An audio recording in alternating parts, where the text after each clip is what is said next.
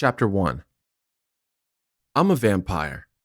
That's a condition, not a job description. So, being a vampire doesn't pay the bills. My day job takes care of that. And yes, I did say day job. Forget what you've read or seen in movies. All crap, including the sunlight and bursting into flames thing. Intentional misdirection. Some of the credit goes to me, but we'll talk about that later. Back to my day job. I bag groceries at the U.S. Military Commissary in Wiesbaden, Germany. I know it sounds special ops, but a commissary is like a supermarket run by the American government for service people and their families stationed over here in Europe. Here's a quick job description. I stuff groceries into bags and then load those bags on wire carts. From there, I roll the assorted wet and dry foodstuffs to customers' cars where I load everything. Usually in the trunk, but sometimes in the back seat. Exciting, huh? And here's the best part. I do it all for tips. Being a vampire, you might think I use special mind control to inflate those tips. I don't. Mostly because there's no such thing. Well, probably only because there's no such thing. So no matter how hard I bore into someone's thoughts with my frighteningly sexy glare, I only see a forehead. Believe me, I've tried. If cliché-type vampire mind control did exist, my cover would evaporate. I mean, who could be trusted with that kind of horsepower? Not me. At least my odds of getting a second date would soar. So, for lack of mind control, I make sure to pack all the cold items together in the same sack, and I'm extra careful with the eggs. I also brush my teeth and wear deodorant. It's a trade secret. I'm not talking about the toothpaste and deodorant. Duh, that's common hygiene. And the vampire stuff? We'll cover that in a few seconds. Eggs. That's the trade secret. Always fuss over the eggs. Drawing the customer's attention to that little carton frees your other hand to load the rest quicker and with far less care. Same sleight of hand used for magic tricks. Fondle someone's eggs, and it doesn't matter if you bounce the other groceries into the trunk. And chances are, your tip goes up. Maybe I do know a mind trick or two. You might also think my centuries make me super brainy. As far as language skills go, I can question your family tree and several dead tongues. So what? And even though I grew up within a long walk of Wiesbaden, my fluency in the original language of the Germanic tribes doesn't help. Almost nothing's the same. I could ask someone, how about we take the horses to Mainz and burn some Romans? They'd just smile and point at bus 75. About the third stop down the line, I'd realize I wanted bus 57. At least the walk back is usually nice. And while we're bursting stereotypic bubbles, you might think being a vampire makes me incredibly handsome. You'd be wrong.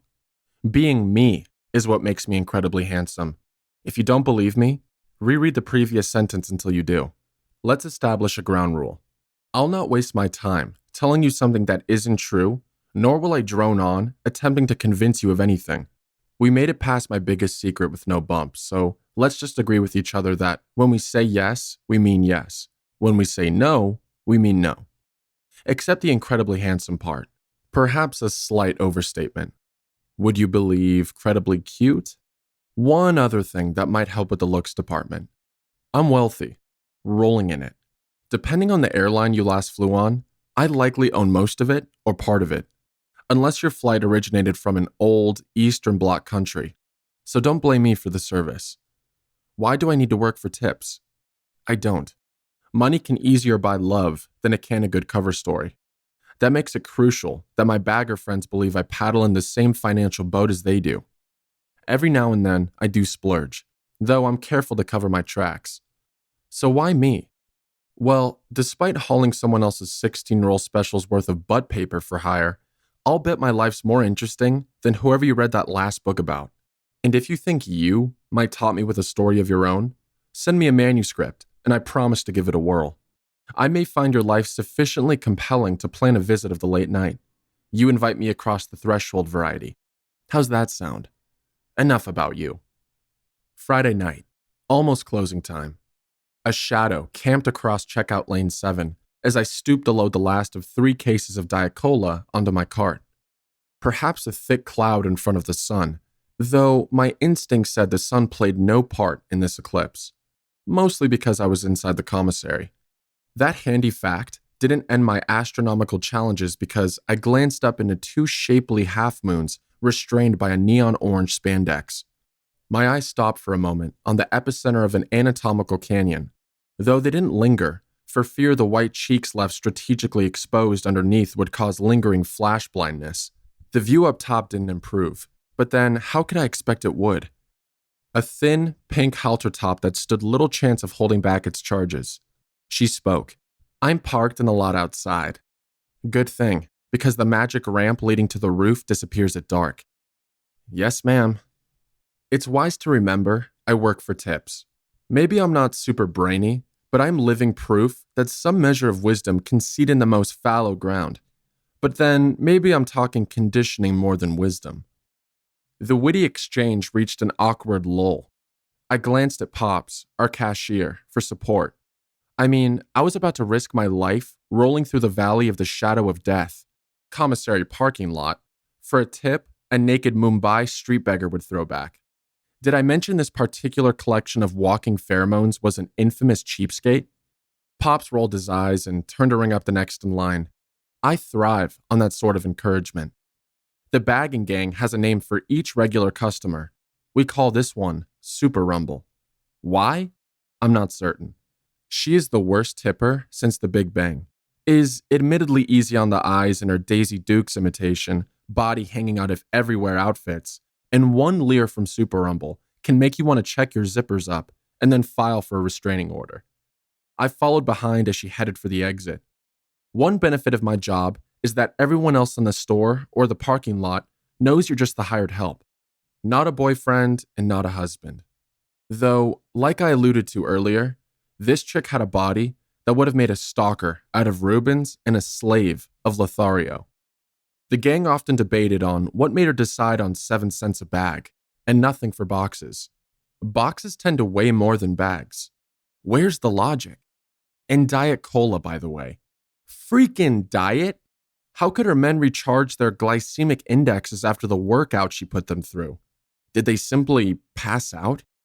Simple math told me I was hoofing it for 63 cents. Perfect. Good thing for me, I can outpull a bull rhino. Good thing for her, I don't prefer feeding on humans. Emphasis on the word prefer. Despite the telltale wire cart that only baggers can use, I still rolled far enough behind Super Rumble that nobody would mistake me for another one of her nightly conquests. I may cart maxi pads for donations, but I still have my pride. The bags made it safely into the car, and I received my pittance.